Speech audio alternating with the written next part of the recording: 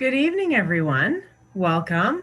My name's Tora, and I'll be the kind of the hostess of this evening. So thank you guys so much for joining us for Prep 101's Medical School, an insider's perspective.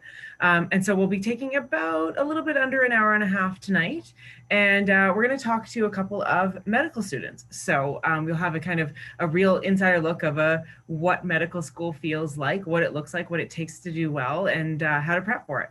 So before I begin, and you'll see a couple other people on the call, I'll let them in a second. But before I begin, I want to start just by saying that you can get these slides on Facebook. Okay. Now, if you've been to our other seminars, so we had a couple of other seminars already. We had all about the MCAT seminar and also a getting into medical school seminar. Those slides were full of really, really great information, kind of information you can't really find anywhere else.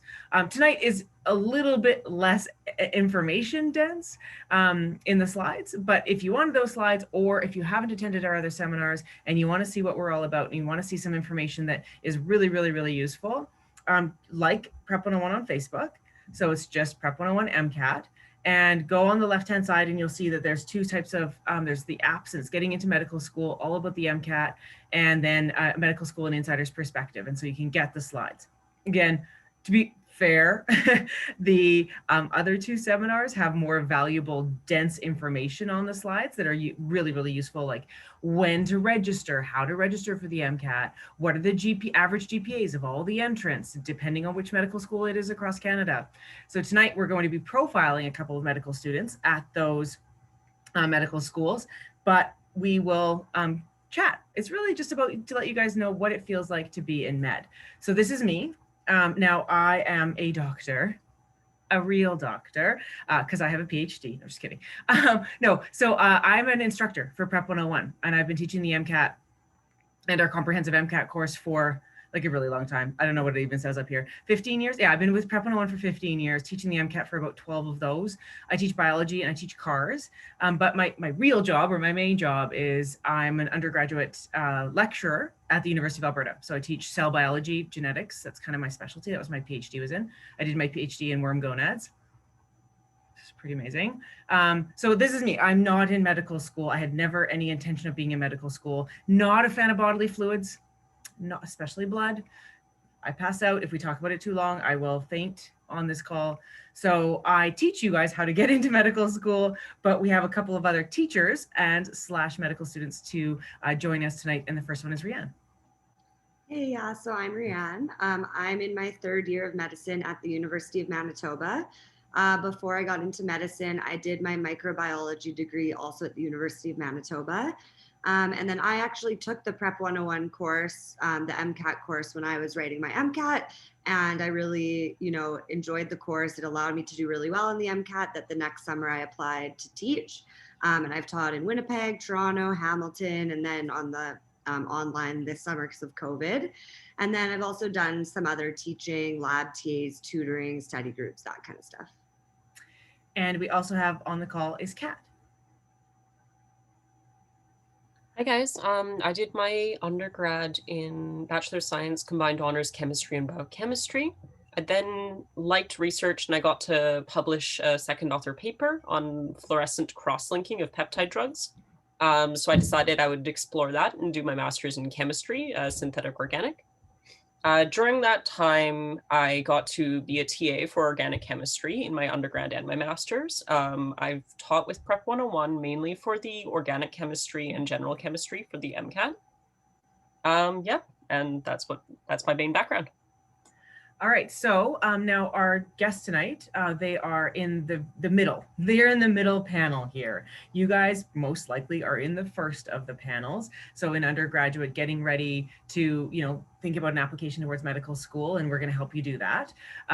And so, yeah, so Rianne's in third year, Kat's in first year. And so they're in the pre-clerkship. Clerkship will explain what all those things are. And then we'll talk about a little bit about residency, a little bit about, what their careers look like ahead of time and what really it's like, what are you signing up for? It's not just the MCAT. I know that your GPA and the MCAT are the two most immediate concerns for you guys, but there's a lot obviously more to it once you get in, and then you're like, oh, what am I doing here? What's my goals? Why do I want to be a doctor, and what kind of doctor do I want to be, and where are my strengths? So we want to tonight just get you, of course, excited about the path that you're taking, and informed. What does this feel like, and what does it take, and how to set yourself up for success. And so Rianne's journey begins when doing an undergrad, like she mentioned, in microbiology, but Rihanna, it wasn't a direct path to medical school, no? Yeah, no, I was someone who I wasn't really sure what I wanted to do. Starting in grade 10, I kind of started thinking about medicine.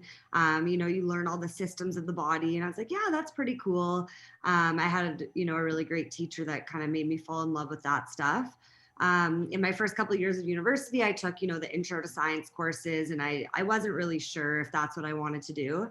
I ended up taking some time off in my undergrad, and I traveled and I worked and I volunteered and did all these other things.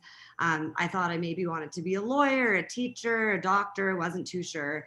And then, yeah, finally it was actually like my last summer of undergrad that I decided to write my MCAT and apply to medical school.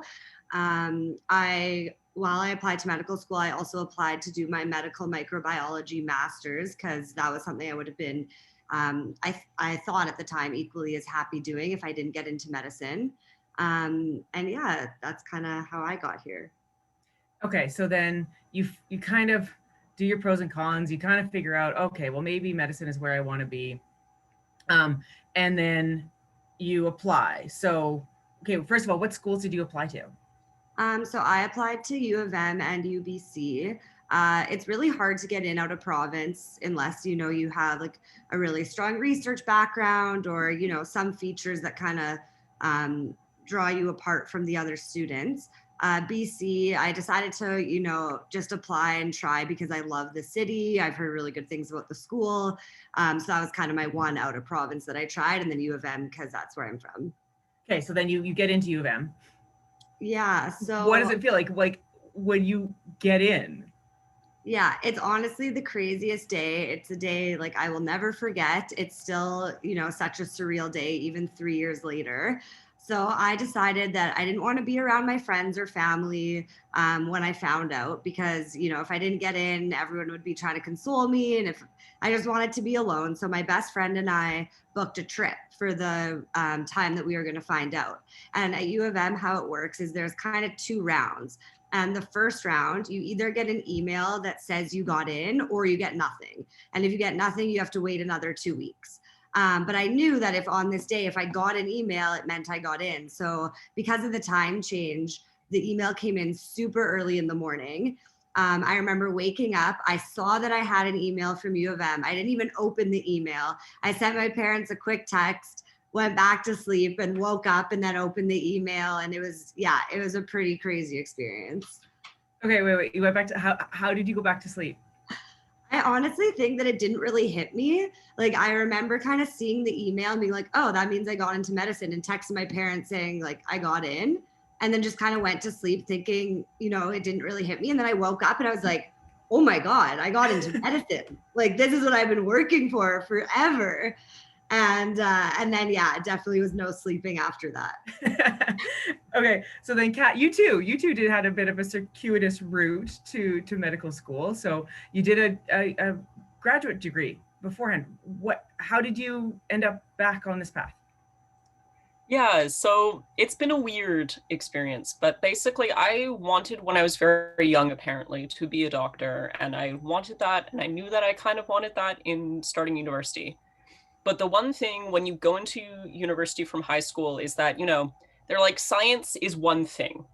And then you get to university and you realize, well, science is a lot of different things. It's physics, it's chemistry, it's biochemistry, and medicine is something even completely different entirely. So there's a lot of nuance and there's a lot of things to choose from. So I originally started out being like, well, I like science, therefore I want to go to medicine and be a doctor, because I didn't have awareness of what else was going on.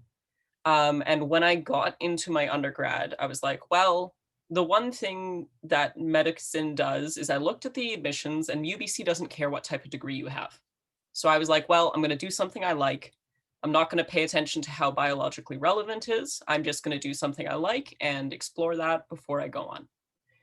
And so partway through, when I'd chosen chem and biochem, I was like, well, I really like my chemistry classes.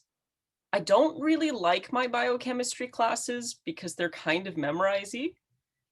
So maybe I don't like medicine very much. Maybe I just like chemistry. So after a while, I was like, well, if I don't know if I want to do medicine, maybe I should explore what I like and do something else. So I did a lot of research opportunities, especially my undergrad. I worked in a couple labs. And as I mentioned, one of my labs, we came up with this publication. So I was like, well, I really enjoyed this work and I thought it was a lot of fun. So I tried to move on to do my master's as well. And I had a good experience with my master's, but I think I found that I didn't like how much unstructured time there was. And there were specific aspects of my personality that didn't quite mesh. And so I took a little bit of time during my master's to think about, well, I like to figure out the way things work. I like to solve puzzles, but what I was really missing was interacting with people as well. And so I thought about it and I was like, well, I really like to talk to people every 3 to 4 months and remember what's going on with their lives and put that back together and kind of piece together a story. And I was like, well, that's kind of what a family doctor does. So I think I came full circle where I made this. I think it's really important to be passionate about what you do, but I think there's got to be dispassionate basis where you like clinically understand that that is what you like and that's what works for your personality. So once I figured that out, I was like, well, I guess I should do medicine because I can't see myself doing anything else. So I applied at the last year of my master's. You're muted, Tora. So you applied to UBC? Where you are now, obviously. Where else? Yeah, I applied to the States because I discovered that I wanted to go, I believe, August of last year is when I finally settled on that. So I last ditch applied to the States because I wanted to be somewhere other than Vancouver at that time. And so once I'd applied in the States, I'd applied a little bit late because it's rolling admissions. And when it's rolling admissions, you have a very low chance if you apply late in the cycle. So most people apply in May. So I got to hear all the nice little rejection letters because I didn't really understand how the system worked. So I was thoroughly depressed up until UBC, where I got an interview in about February. So I was very lucky and very excited there. Okay, so then, of course, you're in UBC, so you got in. Did you fall asleep after you found out? I'm still amazed by that, Rian. So it was interesting because it was the middle of COVID. So I had my interviews in February. I kind of was working on the end of my thesis requirements in February, March, because you have to graduate before you can go to medical school. But basically COVID hit in March. So everyone in lab got sent home, and I actually didn't go back into lab because I was ready to write my thesis. So it just ended all my lab work, which was a little bit stressful because I had a lot of time to sit at home. And I'd written a large majority of my thesis, but I was kind of dragging along, not really doing anything, being stressed out because I couldn't go anywhere to take my mind off things. And it came to the day in May, because UBC lets you know on May 15th. And if they don't let you know, then you'll know in 2 weeks. And then if you don't know, then they'll kind of just keep putting you on the wait list and you'll be in eternal purgatory, which is not fun. So May 15th, I told myself that it didn't matter. It was fine. I would just apply next year, that I didn't care, which are all the lies that I tell myself before something that really important happens. But I woke up at like 4 a.m. They don't email you till 12 p.m. But I went for a long walk because I could not sleep at all. Once I'd walked a bit until I was really cold, I kind of fell back asleep, stayed at home. And then I think I woke up at 3 p.m. and I had the email in my inbox. And I think I've only had 2 emails that have brought my pulse from like 60 to like 150. And it was the day I got my MCAT scores back. and the day I got accepted. So it was a great feeling. I phoned my mom. We had an excited conversation about it. She was really into it because she was a nurse, but it was the best day. Yeah. That's awesome. Memorable, obviously. Okay, so now you know who we are. This is what we're going to do tonight. Now, we're going to talk about a little bit of the transition into medical school. Ladies, I'm going to ask you about like kind of what it felt like to move from, your previous life into this medical school life. What the MCAT, what medical school is like. Preclinical, so that Kat will be you, because preclinical is the first couple of years, and that's obviously, well, you have a little bit of a weird experience, of course, with COVID, and then Rianne's in her clinical rotations at this point. I'm gonna ask you what your future plans are, and then we'll also talk a little bit about our advice. So stay tuned for that. Okay, it's just at the very end, and this will be not my advice because I'm not in medical school, but Rianne and Kat's advice to you guys about thinking ahead and planning what it's going to be like in there. So now both of you, Kat, I'll start with you. You were from Vancouver and stayed in Vancouver. So did you stay home? Yeah, so I would seriously consider staying home. The main reason I didn't stay home is because I've been living on my own for my master's. So I kind of moved out with my significant other. That's definitely the most financially feasible thing, is to stay home. There is some UBC accommodations. They do guarantee residence to first-year UBC students. But UBC residence is somewhat expensive because Vancouver is just super expensive in general. And so are you not living on campus? I am not. Do you prefer that? I like having like this separation of school and home. I think I've always thought about living on campus, but the one nice thing is when I go home, I'm really away from UBC. Yeah, one of my sort of criteria when I moved out and was in grad school was like, I don't want to see work from my place. So at University of Alberta, like there's a big river that separates us, and mostly like all the downtown apartments are on the north side of the river and the university's on the south side of the river. So if you have any real good view of the river, you can see work. And I was like, I don't want to see work. Like I just want to be able to separate. So I'm with you. So, but Rianne, you never lived on student housing as well. Yeah, so my first year, I lived at home. I was super lucky that my dad was, fine to have me live back there. I was thinking, financially it made sense, and that starting medical school was going to be a huge transition. And I just wanted the comfort of living at home. The second that first year ended, I moved out. I was like, thank you. I appreciate you letting me live here. But I actually moved out with one of my best friends from high school who's in engineering, so not in medicine. I was kind of similar, where I wanted my home environment to be separated from school. It was a little bit farther away from campus, although far away in Winnipeg's like 10 minutes. But yeah, so that's what I did my second year. And then this year, this summer, I ended up moving out on my own, just because our schedules are so crazy. I do 28-hour call. I come home at 3 a.m. some nights. I start at 4 a.m. some days. So I just thought, it would be better to be on my own. At U of M and quite a few other schools across the country, there's actually specific med apartments.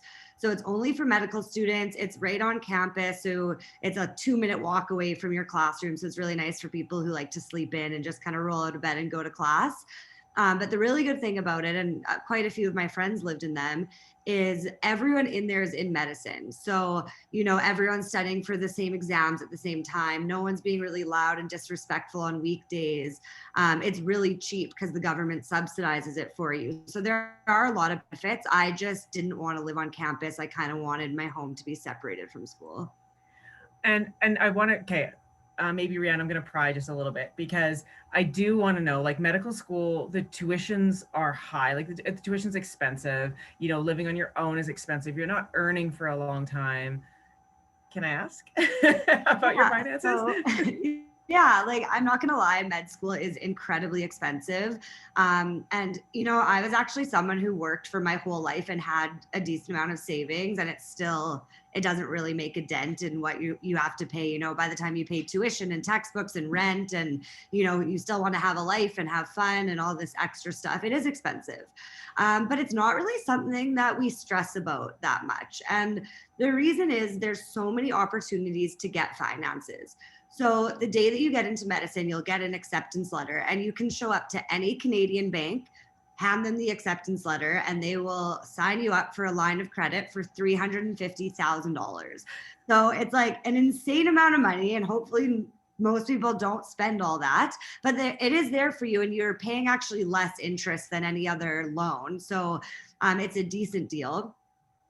There's also, government loans. The really nice thing about government loans is they don't gain any interest until 6 months after you graduate. So you're just paying back the same amount that you spent.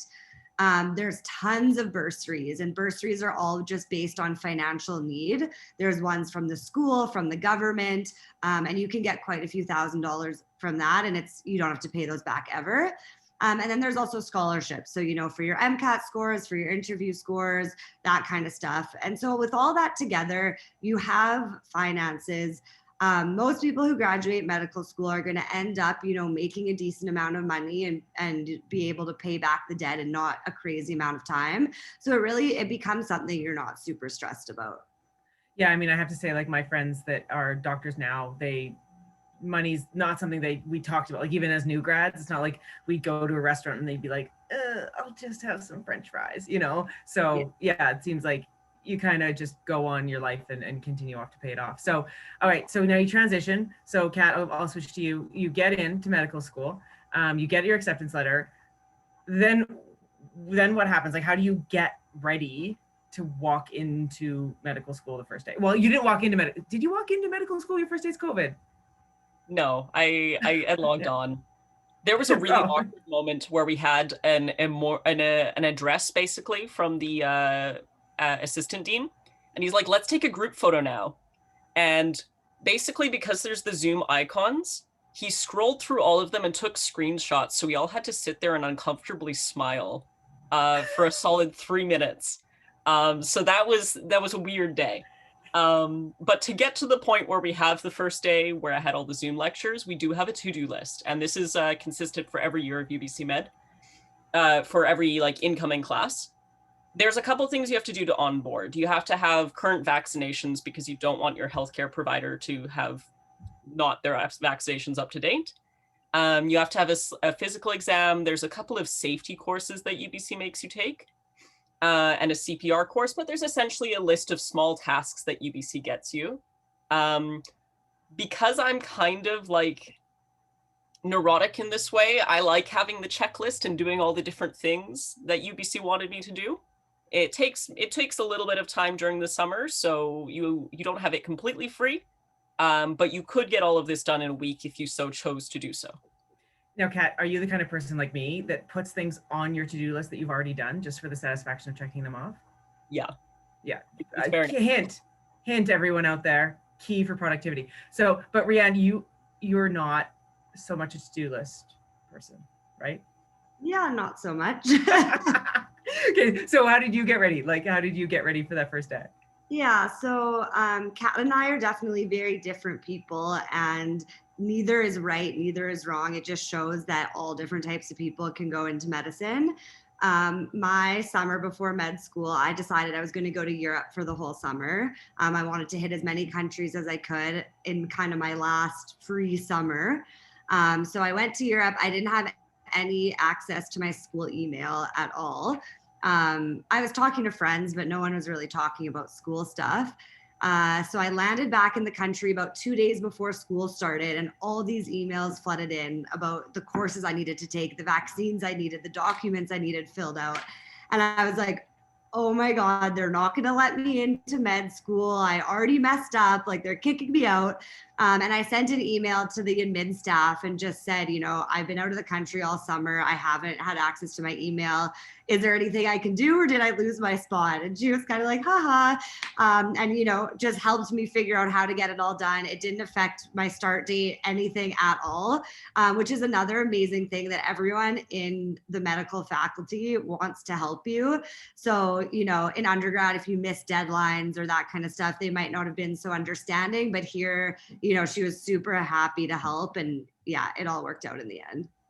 So Rhiannon, I'll stay with you for a second. Did you feel like you had to change, like get emotionally, mentally ready for medical school? Or did you just kind of say, look, you know what, I'm just going to do what got me here. You know what I mean? Like just keep trucking and just be who I am the day I walk into medical school. Yeah, I think I don't think I had to change that much. I think parts that really helped was I was staying in my own hometown. So it wasn't like a new, strange environment. I had quite a few really good friends who got in the same year as me. So I wasn't, starting on my own. And I'm a pretty social, outgoing person. So that kind of stuff didn't really make me nervous. So I think I kind of just was like, what I've been doing so far has worked for me. So I'm just going to keep doing it until it doesn't work. But Kat, you were getting ready for COVID medical school. So what did you have to like get new tech and set up a office space? Like what did you have to do to get ready? Yeah, the COVID stuff was interesting because your hardware suddenly matters a lot more. So I had a laptop. I got like this thing called a Surface Dock because my laptop doesn't have that many USB ports. So I suddenly had to have like 3 different monitors so I could look at my lectures and look at my slides on the other screen. So everything suddenly started accumulating that way. I had to clear up desk space because I'm pretty messy. I definitely did it because it was a lot more fun than anything else I could really do during COVID. If it wasn't COVID, I would definitely taken a trip, gone somewhere, Taiwan maybe. But with COVID, it was a lot of buying things.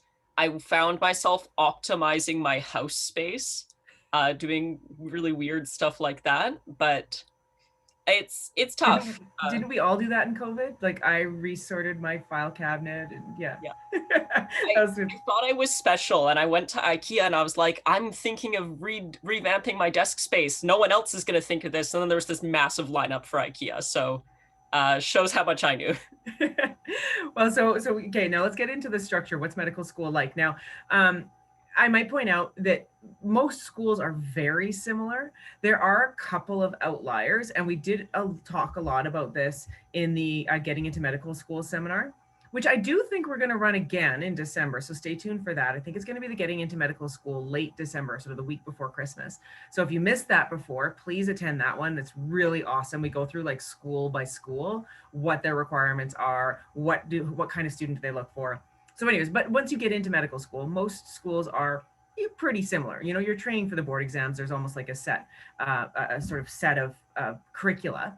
But there's 2 major differences in just the structure of medical school, and that's Calgary and McMaster, right? I think it was McMaster University, that they're 3-year programs. So basically you just don't have summers, where most of the other schools are 4-year programs. So we'll talk about that. But ultimately you start with preclinical. And so that is years 1 and 2. And then you go into your clinical years, and that's what Rhiannon just started. And that's years 3 and 4. So we'll start with year 1. Year 1 is like your learning year, right? Like it feels like undergrad. Kat, I mean, what were your first impressions? Because you're just new to it. 2 months in, first impressions. You must remember them. Yeah, I think my first impressions were it was very interesting to see how motivated everyone was. So we had small group sessions, and I used to dislike small group sessions a lot because there would always be the one guy or girl who asked you about all the homework and got you to catch them up, and you were super frustrated about it. But my favorite part now has been the small group sessions because my classmates are so accomplished and they are so prepared. I feel like I get to learn a lot from them, and I feel like I can contribute, and we're part of a team. It's been a little bit weird with COVID but I've generally really enjoyed the lectures.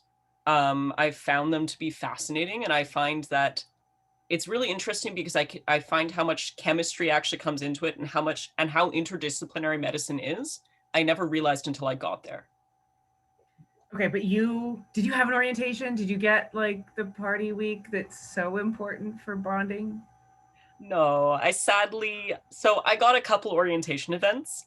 We didn't have a huge party or anything. We normally UBC has a camping trip, which got canceled because of COVID. We did have two events. We had like a beach pickup and we had a hike, which was nice because I got to see 6 people socially distant wise.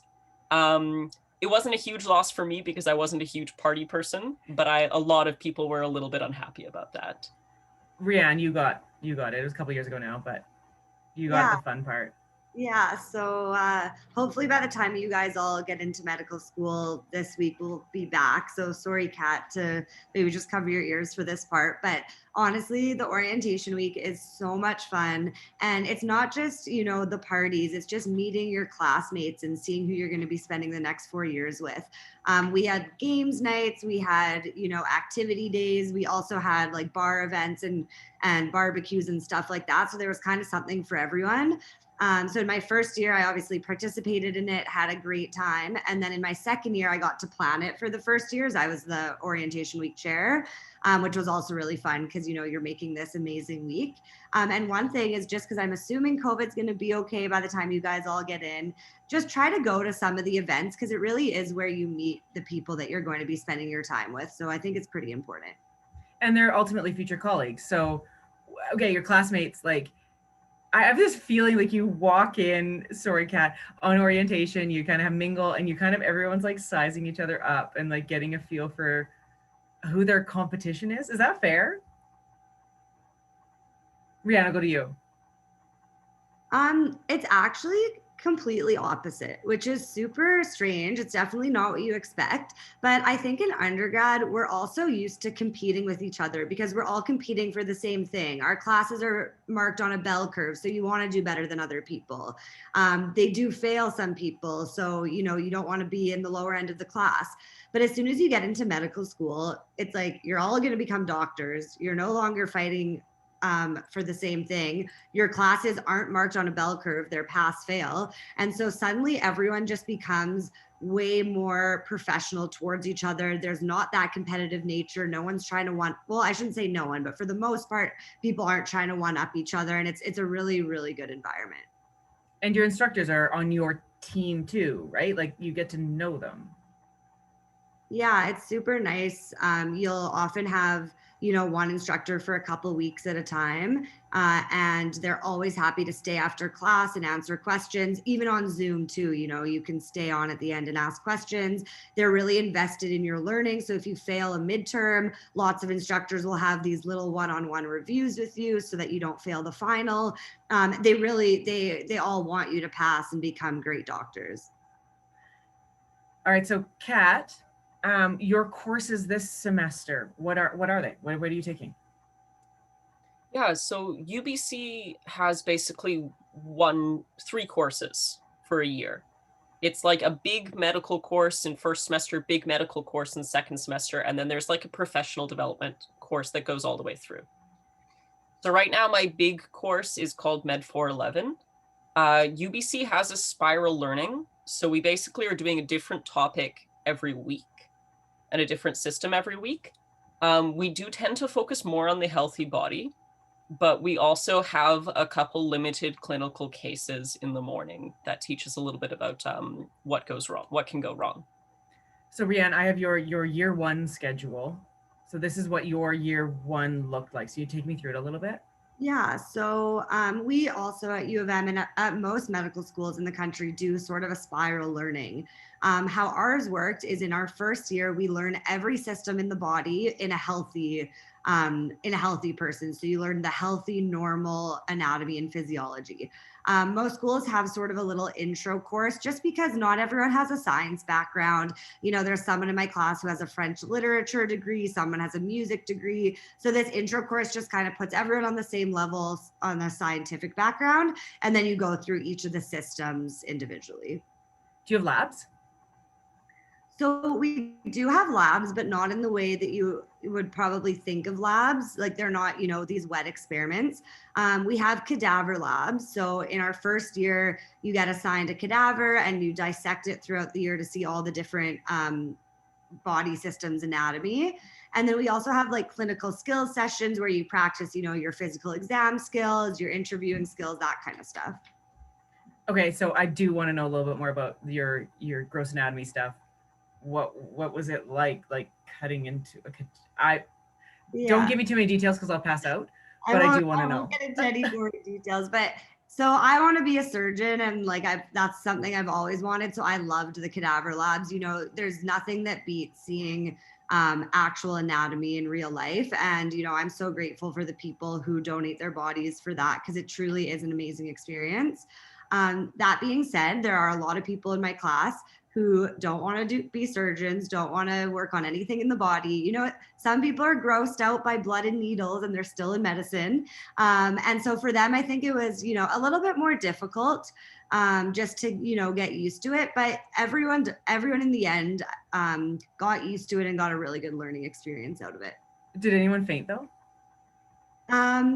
So interestingly enough, no one fainted in our cadaver labs, but some people fainted watching videos of other people either dissecting or giving needles. So like watching those videos, people fainted, but in the actual lab, no one actually fainted. Huh. And Kat, you're not in a cadaver lab, so what, I assume? So what's going on? Yeah, so because of the social distancing, we aren't allowed to go into the cadaver labs. What they've done is a kind of workaround for now, is they've basically 3D scanned the donors' bodies, and we have an online viewer for that. Wow. Yeah, it's quite high tech. They care a lot. The UBC Medicine cares a lot about helping out and making sure that we get an education. Or as good an education as possible. So they're thinking of doing this right now. And then when their social distancing measures are over, they're even saying, well, if you want to come in for a boot camp and we can catch you up on all those things and see the cadavers, then you'll be able to do that. So I'm really hoping that that will happen. Is this the most anticipated class in first year? Like to me, it would be the most fascinating, I think. I mean, I wouldn't make it through because I'd be on the floor, but it would be the most exciting, right? It is the thing I have missed the most. And I think it is the thing most of my classmates have missed the most, because the rest of our clinical skills right now are just communication skills, which we can do online. This is the only thing I've felt that online has given me a poor feeling for. Okay, and Rianne, you guys both mentioned this idea of spiral or spiral learning. So Rianne, can you take me through that a little bit? What is that?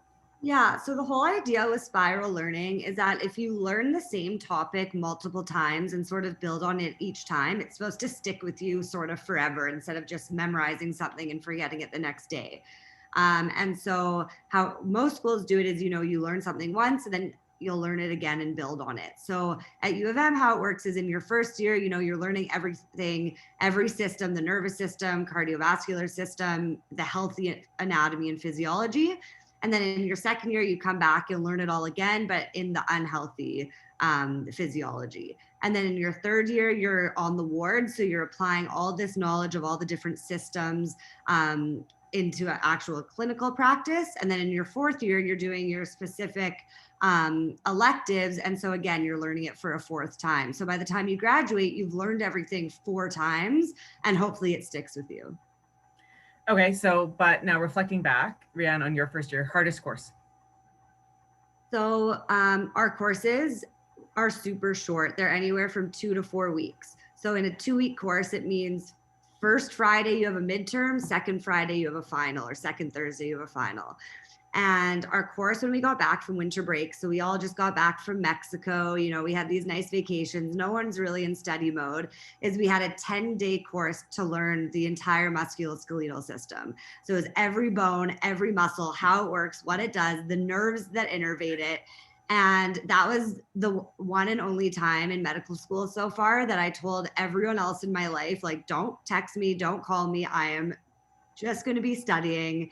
And yeah, I thought that was definitely the most difficult because it was just so fast and so much to know.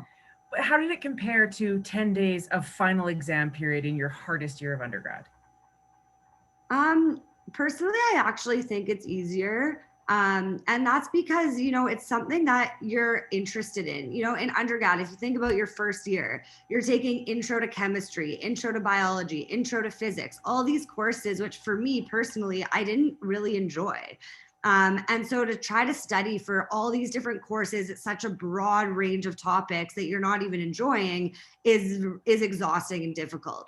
In medicine, it's stuff that you're going to be using for the rest of your life. It's stuff you're passionate about. It's stuff that is going to help you work with your patients. So even though, it might be a lot of material and difficult, it's more enjoyable because you enjoy it. Okay, so Kat, is it memorization? Like, are you just right now, year one, are you just sitting there and being like, and this is the ulna, and this is the mitral valve, and they're like, is it just memorizing? There is a lot of memorization, but I've actually been doing reflecting back and forth, and I find it's very similar to a lot of other things. Is you can put a whole bunch of stuff on flashcards, or you can think about how things are going. Like with the GI tract, you have to put in a certain amount of secretions, and unless you're going to have those completely drop out of your body, those secretions are going to have to go back into the body. So it's definitely a lot more memorizey than I was doing in chemistry, but there are some ways you can kind of help and make it more interesting than just rote memorizing every single thing. And Yeah. what's your hardest course so far? Um, All of it? yeah, it's kind of tough because it's all like mine is presented as all one thing.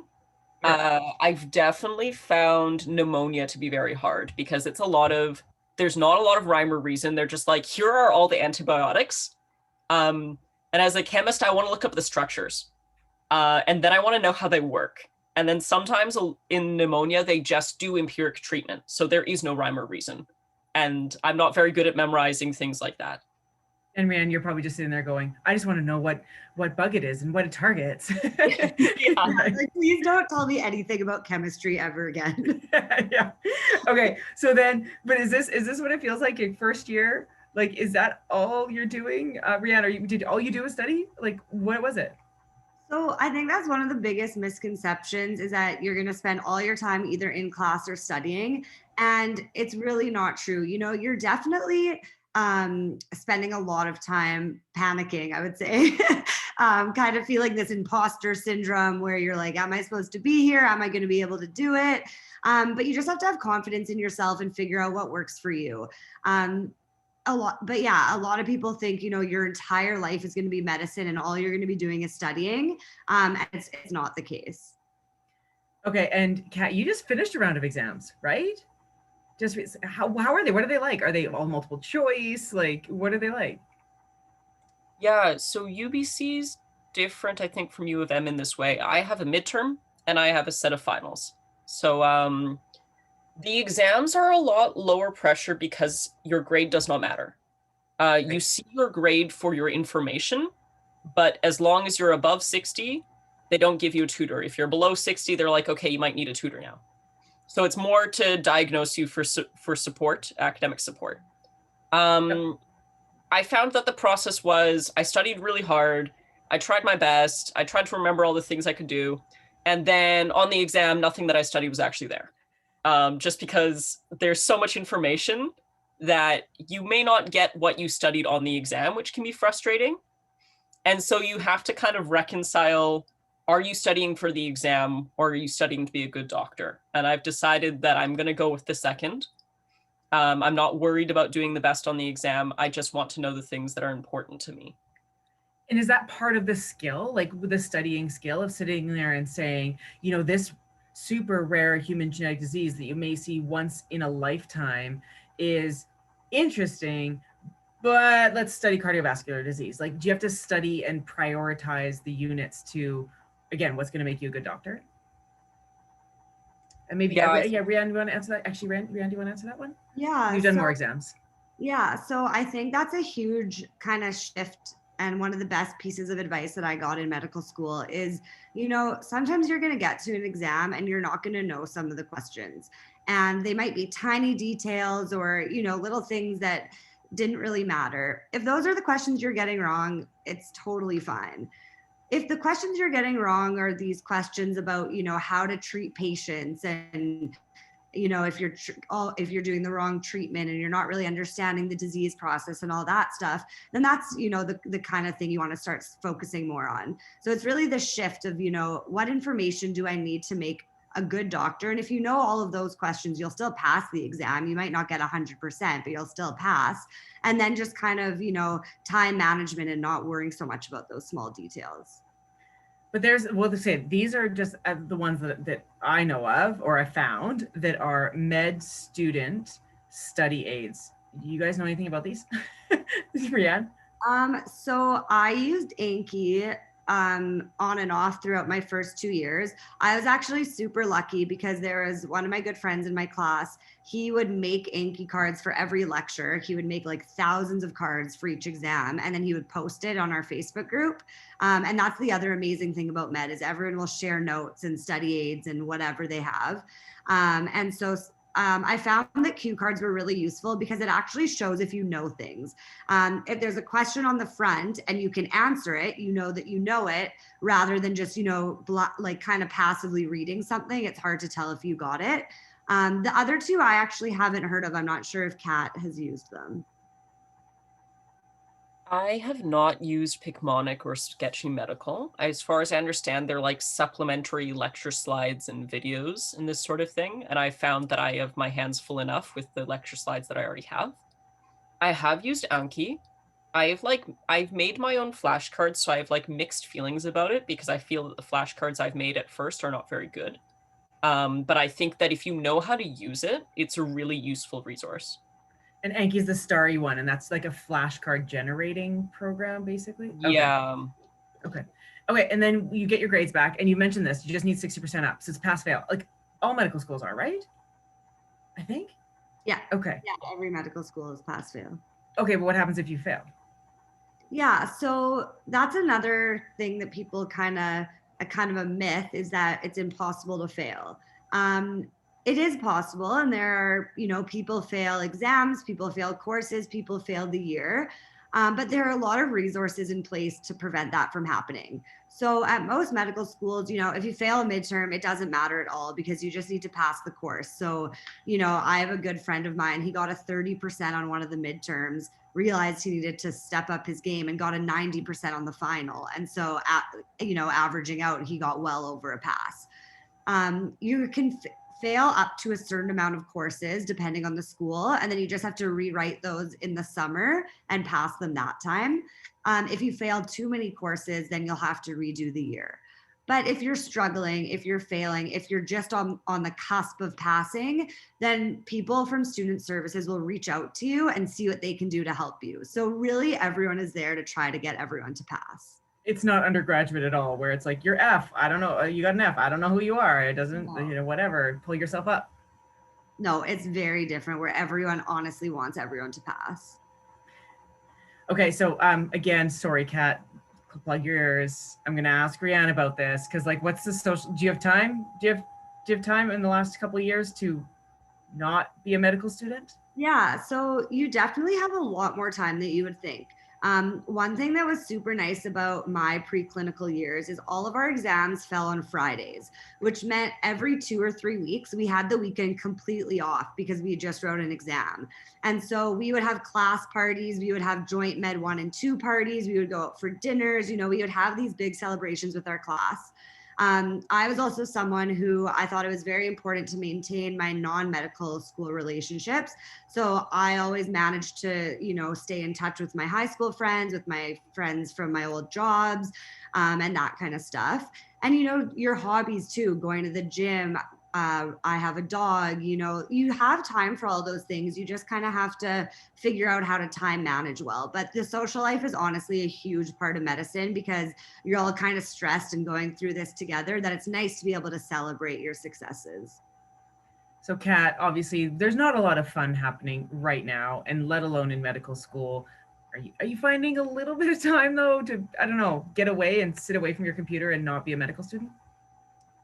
Yeah, I think this becomes really important when you're in front of your computer a lot of the time. So I definitely go for runs a lot. I really enjoy that. I've played Among Us with my classmates, and I was actually going to play some Rocket League with them yesterday. So there have been opportunities to meet my classmates and have fun. But yeah, I've had time to have fun. Okay. All right. Now, again, I don't want to pry too much, but is there time for relationship? Maybe not you. Maybe you can tell me classmate stories, Rianne. Maybe you can tell me classmate stories if you don't want to, Yeah. So reveal your relationship status. yeah, so what I'll say is that about 50% or fewer of the couples that started in my class are still together. And I think that's because, medicine is very time consuming. You're spending a lot of time at school, studying, being with your med friends, doing extracurricular med activities. And a lot of people who aren't in medicine aren't very understanding of that. And so I think that a lot of people who, even if they had really strong relationships before medicine, it just, it didn't really work out. That being said, if you're with, the right person who's understanding, or, another person in a professional program, there's definitely time. It just has to be in the right situation. All right. So we've covered a lot of ground, but we're going to go into year 2. So Rianne, because you've gone through this before, what now are your courses like in year 2? I think I have actually your schedule of year 2, but so go ahead and talk. Yeah. So in second year, again, you're learning every system again, the cardiovascular system, the nervous system, but all the disease processes. And for me, year 2 was way better than year 1. If you notice from the slide before, the schedule is pretty much the exact same. There's just a number 2 beside it. But what I really liked is you're not learning this anatomy anymore. You're learning this physiology that is important to your patient population. So yeah, essentially you go through all the units a second time, but in the disease body. Okay, so it's something we haven't touched on actually. For year 1 and year 2, how many hours of class are you sitting or whatever attending?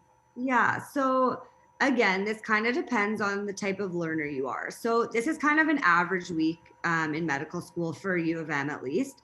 The blue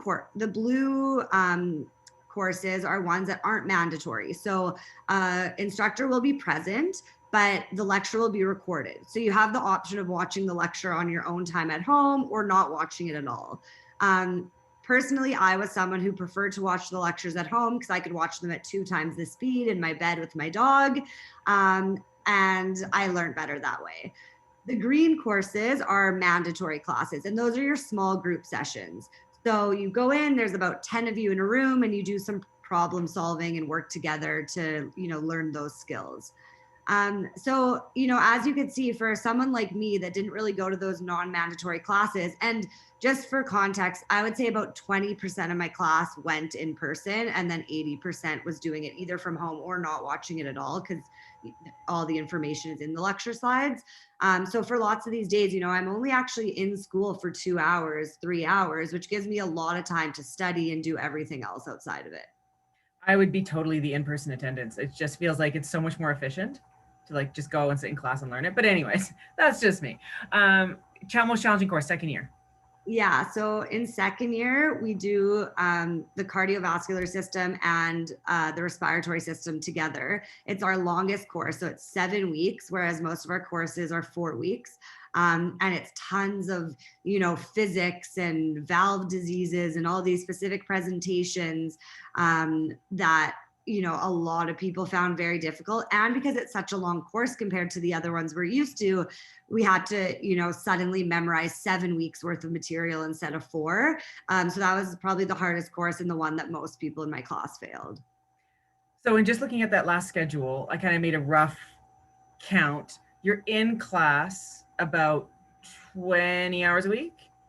How many hours are you spending outside? What's your daily routine? Like you go, you watch the lectures, but then you have to study the lectures. So like, what's your total accrued time?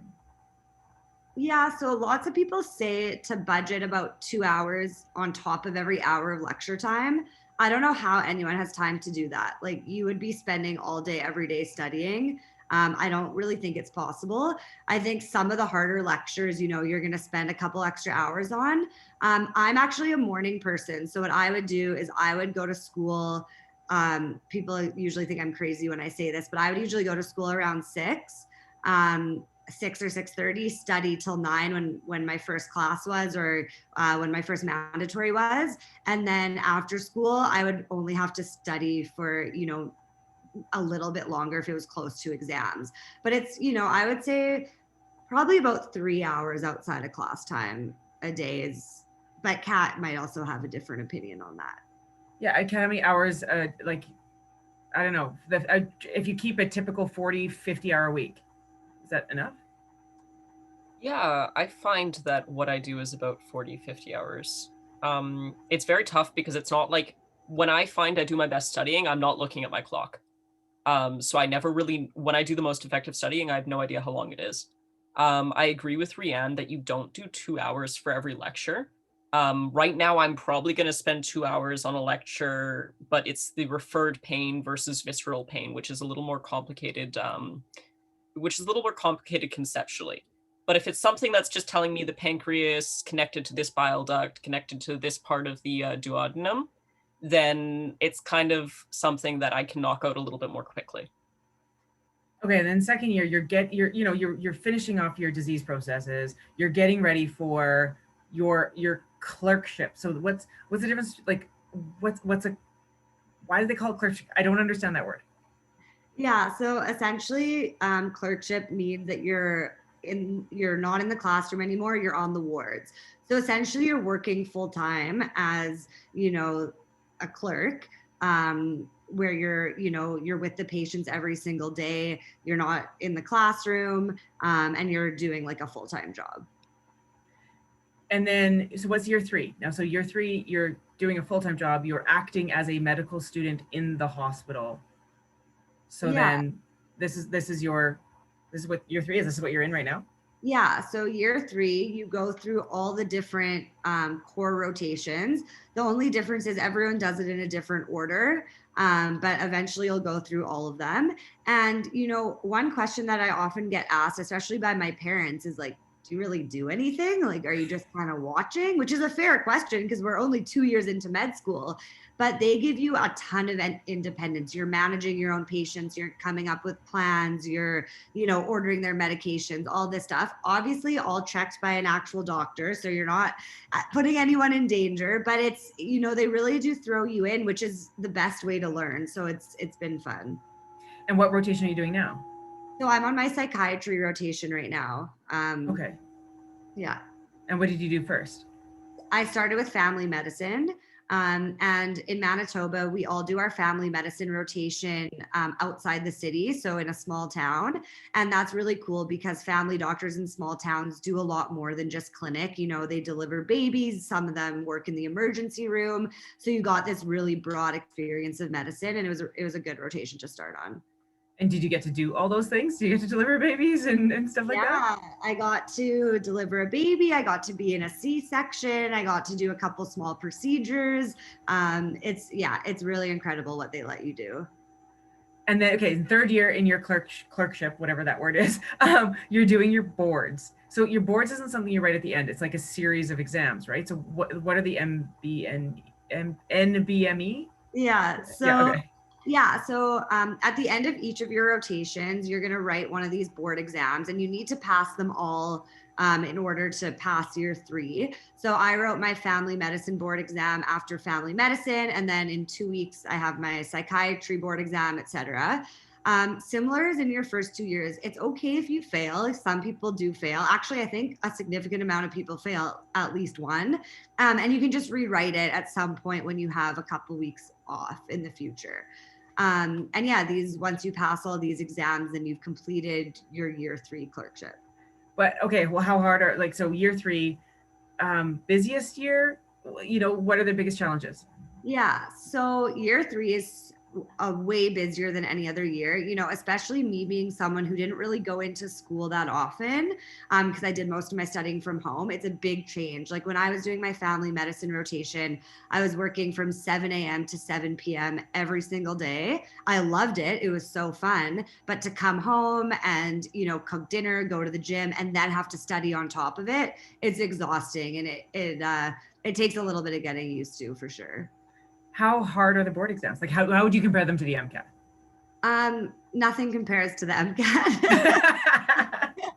You know, the thing is, once you get into medicine, if you know your stuff, you're going to do well on your exams. They're not trying to trick you. They're literally just trying to ask you questions to see if you know your stuff. So the board exams, they're all clinical based. They're all questions like a patient comes in with these symptoms, you know, what's their diagnosis or what do you treat them with or anything like this. So if you studied and you know your stuff, you'll do well on the exams. And do your rotations prepare you for those? Like, are they asking the questions, clinical questions that are generally things that you would see in a typical practice? Like, you know, toenail fungus and, you know, like some STIs, like you expect those. It is like the very common presentations. The one thing to be careful about is that in the NBMEs are American board exams. And so for some guidelines and some treatment options, you know, you need to know the American version, which is sometimes a little bit different than the Canadian one. But in general, it's stuff that you're seeing every day. So you're well prepared. Okay, so then now, okay, you're doing your rotations. You're in the hospital, right? Like you're in there, you're a medical student. You're wandering around with your lab coat on. We don't wear our lab coats, but... Okay. Good. I'm not a lab coat fan either, so it's all good. It's such a separation of like me versus you. Then, okay, year 4 is when you get to pick. So that's your last year. And again, McMaster and Calgary are a little bit different. It's just on hyperdrive. It's not years. It's sort of like sessions just because they're a 3-year program. But the 4th years are all pretty much the same, where you get how many you get to pick these elective courses. How many out of how many? Like here it looks like how many do you get to pick to move on to then become that kind of doctor? Yeah, so again, it really depends on how sure you are of what you want to do after your 3rd year. So some people after 3rd year, you know, they're like, I know that I'm going to do psychiatry. So they're probably going to book most of their electives in psychiatry in different versions, you know, child psych, geriatric psych across the country. For someone who maybe isn't so sure, you know, let's say someone's like, you know, I'm not sure if I want to do obstetrics or pediatrics or family. Then people will book electives in all 3 of those specialties. So again, it's really dependent sort of where you're at, but you have the option to do many different electives. And you just mentioned go across the country. So you do move away from your home institution? Yeah. So, I mean, again, with COVID, it's sort of up in the air what's going to happen with us. But usually what you do is you travel the country, you do an elective at a bunch of different schools so that you can figure out, you know, where you want to do your residency. And which ones do you want to pick right now? So I'm leaning towards general surgery. I want to do like pediatric general surgery. So my electives will all be related to that, unless my mind changes in the next few months. Okay, Kat, and I'll pick you actually right now. I'll pick on you for a second. Have you thought of where you want to specialize? We haven't talked about that yet. Thinking about ahead to year 4, what would your electives be at this point, subject to change? Yeah. So I often wiggle back and forth depending on what I'm interested in that particular week. Right now, something that's come up pretty high is pathology. Reasons being because I had a background in chemistry. I'm kind of still like certain things about chemistry. I like the problem solving aspect of medicine. And for those of you that don't know, pathology is basically looking at different cell slides and looking at the microscopic, basically pathogenesis of disease. So this is something that really interests me. Surgery kind of scares me because I'm kind of easily stressed. So I feel like having that kind of situation would not be something that I would thrive in. Okay, and then you finish when you do your residency. That's after year 4. Yeah. And that's you. Okay. Yeah. So what happens in your 4th year is partway through the year, so in around March, that's when you kind of have to know what you want to do, because that's when you start applying to your residency programs. So at this point, you know, you need to know what specialty you're interested in so that you can apply to those programs. Then you write, obviously you have exams. So these are the exams for year 4. What are they? Yeah, so you have to do a clinical exam, the OSCE, which is essentially you just go into, I think it's 10 or 12 different rooms with different fake patients there, and someone judges your clinical skills. And essentially that's just to make sure, you know, that you can interact with patients and that you know your stuff. And then you write sort of your final big board exam, which is a written one, all multiple choice. And once you pass both of these, you can call yourself a doctor. Okay, and then do these grades matter when it comes to applying to residency? No, so it's still all pass fail. No one except yourself will see a grade on any of these. So then how do they decide, how do you decide where you get your residency? Yeah, so because everyone is pass fail, so you literally just have the letter P. Obviously, grades aren't going to be the deciding factor. The biggest things are, you know, what kind of extracurriculars you did in medicine, if you were involved, if you did any research, if you did any sports, all that kind of stuff. Your reference letters hold a lot of weight. So when you do your rotations and your electives, if you got along really well with one of your attending doctors, then they can write you a reference letter. And then your interview is a lot of it, because really, you know, they're hiring a future colleague. So they want to hire someone that they want to work with, you know, who's willing to learn and put in the effort and isn't going to be lazy and is going to be nice and all these different things. And if you're someone that they want to work with, then you'll get the job. How many places do you apply to then? So again, it really depends. Personally, because I want to do surgery, and surgery is pretty competitive, and I don't really care where I live. I'll probably apply to most of the surgery programs across the country, probably to 10. But again, it's really dependent. You know, lots of people who do family medicine are pretty confident that they'll match in their home city. So some people only apply to 2 or 3 places. So yeah, dependent on the specialty. So I know about match day, but I don't really know what goes behind it. Like, I know my friends have gone through it and they're excited for match day, and I'm like, great, woohoo, match day. What does it mean? Can you let me know? Because I didn't want to feel dumb asking my friends what it actually was. So essentially what happens is you go through all of your interviews and you're going to rank the programs. You know, let's say you apply to 10, you rank them 1 to 10. And then the programs are also going to rank you and every other student that they interviewed. So all these ranks go into some fancy mathematical model, and essentially it matches people who have ranked each other. And so, you know, not everyone gets their first choice, but lots of people will get one of their top 3. And, you know, they're always the people that don't match at all. Doesn't it kind of sound like a dating site? It actually does. You all swipe right on each other. Yeah. But okay, so year 3, hardest year, year 4, chillest year, correct? Yeah. So the thing is that you're doing all these interviews in March, which means from March to July, there's nothing else you can do. Like, you've already had your interviews, they're already deciding for you. So you're really just doing these fun electives. A lot of people travel and do an elective in Africa or Bali or something like that. And you're just kind of hanging out until your residency starts. We have a couple of questions coming in, so I want to answer them live. What happens if you don't match? Yeah, so this does happen. It's not a guaranteed match. And what happens is, so if you don't match on the first round, there is a second round about a month later. And so all the spots that weren't taken in the first round are put up again, and you can apply for those spots. Unfortunately, even after this, sometimes people don't match. It's not very common, but it does happen. And there's a couple options what you can do. Some people do a whole other year of electives. So, you know, trying to gain more experience and reference letters and that kind of stuff. And some people take that year to do a master's degree. And then, you know, you apply again and you're put in the same, you know, playing field as everyone else.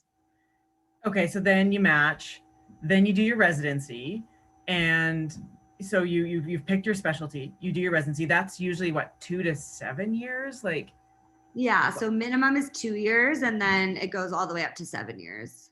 And family meds too, the neurosurgery is kind of 7 kind of thing? Yeah. Okay, but you get paid. Yeah, so, you know, as much as you're still technically in school, you're making a decent amount of money.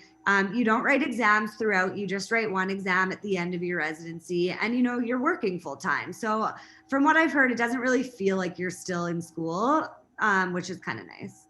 And then the fellowship is like it's like an after degree? Yeah.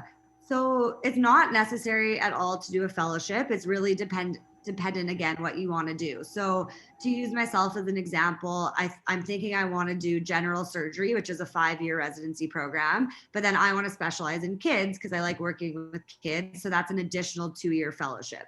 Again, you're paid and you get paid pretty well in your fellowship program, but you're technically still training. All right, so we're going to throw up, I just want to talk a little bit about Prep 101 here, because now that you know that you really, we've convinced you that medical school is an amazing experience and you do want to get in, you know that there are still some things looming in your pre-med career, and that is the MCAT. But we're going to do a couple of things at once. So stay tuned though, because I'm going to give you a bit of a sales pitch, not going to lie, but stay tuned because we're going to have some really good advice after this. And also during this time, you can also, if you could fill out a survey, this is a new seminar for us. And so we want to make sure if you guys are enjoying it and any feedback that you can have will be wonderful. But of course tonight is, we're offering this from Prep 101. Now I didn't write the MCAT. Well, I teach people how to do it and I've been doing it for a really long time, but I never wanted to go into medicine. And so I haven't taken the course. I teach the course because I'm an expert in molecular genetics, cell biology stuff. Rianne, you took Prep 101. So why did you choose this particular course? Yeah, so I took Prep 101. I was someone who I really needed someone to kind of tell me what to do for the MCAT. I wanted to know, study this today, go to this class, write this exam today, go over it this day, etc. And Prep 101 literally hands you a schedule for 10 weeks. And if you follow that schedule, then you'll be ready for the MCAT. I liked that the instructors are really handpicked. They have to go through such an intense vetting process. So they're good at their job. Students sort of voted for them to be there. And I liked that they kind of gave you everything that you needed for the MCAT. You didn't have to look elsewhere. You didn't have to seek out any additional resource. It was all kind of put together in this one course. And I had friends who had gone through the course and their MCAT score went up 10, 15 points. So, it had a good reputation. And I will point out, just looking at the slide, we do focus a lot on CARS. CARS is the critical analysis of reasoning skills. And again, if that's still a little bit Latin to you, the slides on Facebook will really help sort of figure out what all that is. We do a lot of guided practice, so which is me helping you not learn the material, but more importantly, solve problems about the material. And that's something that is not taught that well in undergrad. And I'm going to blame myself there because I'm also an undergraduate instructor.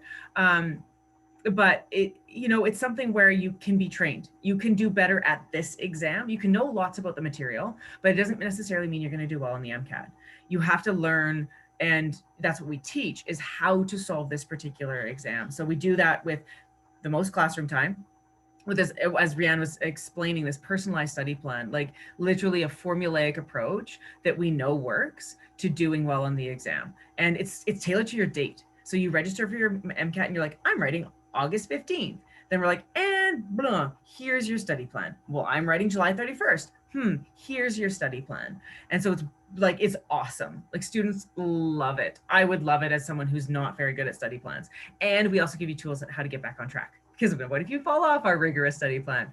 That's my job, to help you kind of get back on track. And we have a flexible schedule. I love this. This is a huge selling feature to me as an instructor as well. We offer now, because of COVID, and we're not sure if all markets will be in class.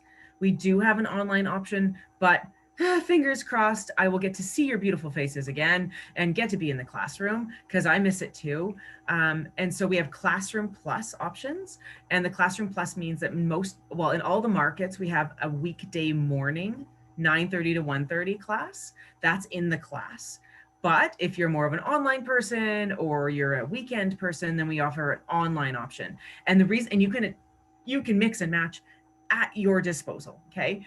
We are just sitting there and we're saying, here, there's 3 options. There's 3 sections. Attend to any of them. So Bio 1, might happen Monday morning at 9:30 in the morning. And Bio 1 is metabolism and enzymes and some biochem, right? Rianne, yeah, I think so. I think that's Bio 1. Do the same thing again, say Tuesday evening. Do the same thing again Friday evening. So you can attend all 3 of them if you want that extra review, or you just attend one that suits your schedule. We also have a lot of online options, of course, because of COVID. Weekend is going to be online. So the weekend sections, again, we offer each class 3 times. For those of you who aren't in a major market, who are going home for the summer, who are wanting to just do it from your room because you like it. And I will point out, online, I know my classes at U of A are asynchronous, recorded lectures, pretty good. But you know what? The live synchronous classes, the ones that are all live, all online, there are some benefits. There are some benefits. It's really interactive because you have a live Q&A. I'm monitoring this while I'm teaching. We also have someone like a Kat or a Rianne back in the background also helping answer questions so I can keep my pace. We have a poll so I can ask you what you got on the questions. You know, the live online is not something to be dissuaded by. I find huge advantages to it as an instructor. Like, I feel like you're in the room. And I hopefully am trying to pull you into the room as well. And all of our instructors, as Rianne was saying, we're all hired by auditions. I've sat in auditions before, like as a representative of Prep 101, just kind of managing, the schedule. And it's undergraduates who hire the instructors, and you guys are vicious. I love it. It's so great. You get to hire your instructors. Where else do you get to hire your prof, right? Not the other way around. So all of a sudden we have these, instructors who come in, they give a 12-minute like little mini lecture, and you rank them, and you start from 0, and they got to earn their 10. And sometimes there's been auditions where there's no candidates. There's 30 people that audition, and the student body didn't love anyone. So we don't hire anyone. We shuffle things around. We find better instructors. We do another round of audition. We do another call, and we find the best instructors that we can. One advantage of the online lectures is you do get the best roster of instructors across the country.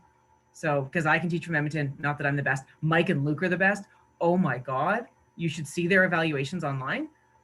You love Mike and Luke. They're unbelievable.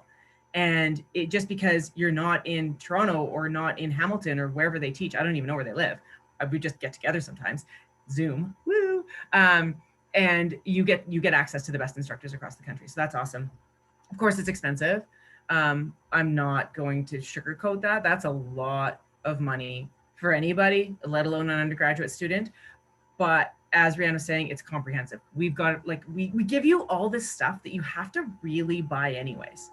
You need a good set of books. We use Exam Crackers. They're the best, to be honest. I've used them all. And Exam Crackers is by far the best, and that's what Prep 101 uses. We have all the AAMC materials that you really should buy anyways if you decide to do it alone. That's all the materials just to get started is going to be $1,500. Okay. And so what we see here is that you're really paying for the instruction and all those 160 hours of classroom time. You're paying $1,000, and so you get a lot. So anyways, cut sales pitch, fill out that seminar questionnaire, please, that survey, and we're going to get back to what we're here to do tonight, which is our advice. Now, I will say you started with number 1. You've already done that. You have sought out us. If you sought out, and we've provided you Rianne and Kat, who've given you wonderful wisdom on how to succeed in medical school, so that's good. Prepare to work harder than ever before. But as we've heard, the work is fun. It's different. You're working towards something that comes together as opposed to physics, then chemistry, and nothing ever fits, right? So it's definitely about, preparing to work harder, but towards a common goal. And Rianne, you sort of mentioned this as well. Study to pass an exam before studying to ace it. What do you mean by that? Yeah, so, like we've said many times, it's pass fail. So it doesn't matter anymore if you're getting 100% or if you're getting a 61%, it's all going to show up as a pass. And so you really want to study to learn the material and, to be able to help your patients later on. And if that means that there's, 10 questions on the exam that are these tiny little details that you don't know and you get them wrong, but you still pass, that's okay. And you kind of have to get used to that because we're all people who came from in undergrad being like, I need an A+ in every course, or I'm never going to get into medicine, all this stuff. And now suddenly the focus shifts, and it's really about, learning enough to pass, but also learning enough to be a good doctor. And Rianne, you alluded to this as well. So shadowing as many specialties as you can. How do you just do that? Do you just like pop in like, hey, I'm here to shadow peds? Honestly, kind of like doctors are so happy to have you shadow because most doctors love their jobs and they're proud of what they do and they want to sell their specialty. So if you send an email to any of your profs, because pretty much all of your profs in med school are doctors. So if you send them an email, or if you just go online, because all doctors' contact information is public, you can just send an email and ask to shadow. And the reason I suggest this is because there isn't a lot of shadowing in your first 2 years. And so a lot of people, they're in medical school and they think, okay, I'm going to be a neurosurgeon. That was me when I got into medical school. I was like, I'm going to do neurosurgery. And, I liked the neuro course. I thought the brain was so cool. And then I went and shadowed a couple days in neurosurgery. And I was like, this is the most boring thing. And no offense to neurosurgeons, my uncle's a neurosurgeon. But I was like, this is so boring. And you don't know that until you've tried it. And so, yeah, I would just recommend. Why is it so boring? Slow. It's very slow. They're very long surgeries. Most of them are, you're trying to get out these tumors and you're doing it all in a microscope. And you're kind of saying, is this cell brain or tumor? Is this cell brain or tumor for 10 hours straight? So not for me. My best friend wants to do it. So again, I have nothing against it, but that's how you learn is you go and shadow and you think, which day. And that's how I figured out I like general surgeries. I would leave those days on a high because they were so amazing and so fun. And I loved it. And, it's the best way to really make that decision. So Kat, you alluded to this as well. So would you follow this advice, like this idea that keep up some hobbies, get out, find something different, find a non-medical student related identity? Yeah, this becomes very nerdy because I've been thinking about the last couple of days, but I think intentionality is really important. And when I do hobbies and I veg out, when I go back to my medical school, whatever thing, I'm much more engaged and concentrated and happy. So I think that keeping up hobbies is really, really important because no one is a robot that just does everything medicine all the time, no matter how much you love it. So keep up hobbies, have them. Plus people love hearing about them. Right, something to talk about for a change. So, and then one of the things you said, it was hard to transition. Have you, Kat, you feel like you have to adopt this collaborative mindset? Yeah, it's been weird because I was really competitive in my undergrad. And now what I try to do, and I've found has made my learning a lot more fun, is we have small group discussions and people will prove you wrong. And the knee-jerk thing is to get mad and be like, oh, they don't like me very much when that's why they're doing that. But if you start realizing, this can only help you when your fellow students correct you or when you correct them. And that if you're all working as a team, it'll make life a lot easier because in med school, there's going to be a lot of smart people. And you are not going to be right all the time, even if you were used to being right all the time when you were in undergrad. So I think it's really important to adopt a collaborative mindset because of this. Now, Kat, do you have a part-time job? So I have been working for Prep 101 Wow. Yeah. for but not just for these seminars. I've worked as well in the behind the scenes for chemistry things. I think the thing that's been really good is that I can say no to shifts. And there's often a thought process of, can I afford to work right now? Because I think the most important use of my time is always to do things that are medicine related, or even to relax if I feel like I'm burning out. So it's nice to have a part-time job, but free time is very valuable as well. And Rianne, what's the proportion of number of colleagues and students, fellow students that have part-time jobs? Not many. In your first 2 years, you might have some time. One person in my class did one shift a week at a restaurant. I taught swimming for a private company, and so I would pick up a shift here or there. But really, the time that you have not studying, you want it to be your time. And the couple $100 that you're going to make in a shift, it becomes not worth it. And then in your third and fourth year, you have no time to work at all. You know, like I said, most of my days are 12 hours in the hospital. So there's no time to work on top of that. And well, Rianne, you've taken advantage of your summers. Well, at least the summer going into medical school, you're just like, see ya. So the summers, again, for most medical schools do still provide summers for the first 2 years, right? Yeah. So you do get your first 2 summers off. A lot of people think, you know, I need to do research, I need to shadow, I need to do this. You don't need to do anything. What you need to do is pick something that you're going to enjoy, because these are your last 2, you know, big summer breaks. Personally, my first summer between Med 1 and Med 2, I went to Toronto. I did research there and I worked with Prep 101. But I went to Toronto because I love the city and I just had a super fun summer in Toronto, did a lot of traveling. Last summer, you know, between Med 2 and Med 3, it was COVID, so traveling wasn't a thing, but I did a lot of work in pediatric general surgery because, again, that's what I want to do.